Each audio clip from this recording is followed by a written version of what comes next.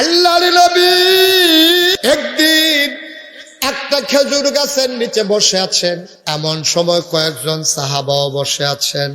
আল্লাহর নবী কয় ওয়ালাইকুম আসসালাম ওয়া রাহমাতুল্লাহ। সাহাবারা চিন্তায় পড়ে গেলেন, কেউ তো সালাম দিল না, নবী সালামের জবাব লইল কার?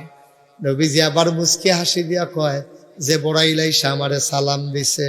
সবাই পড়েন আসসালাতু ওয়াসসালামু আলাইকা ইয়া রাসূলুল্লাহ, আসসালাতু ওয়াসসালামু আলাইকা ইয়া হাবিবাল্লাহ, আসসালাতু ওয়াসসালামু আলাইকা ইয়া শাফিয়াল মুজনুবিন, আসসালাতু ওয়াসসালামু আলাইকা ইয়া রাহমাতাল লিল আলামিন।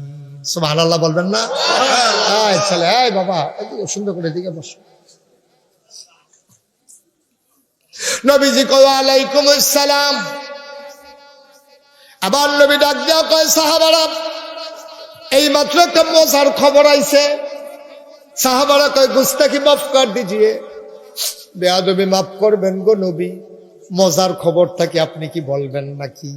নবীজি কয় এই মাত্র জিবরাইল আইয়া কইছে ফাহার পরিমাণ গোনা লইয়া কেউ যদি তওবা করে তাইলে আল্লাহ বিলে এই মুহূর্তে তার জীবনের গোনারে মাফ কইরা দিব।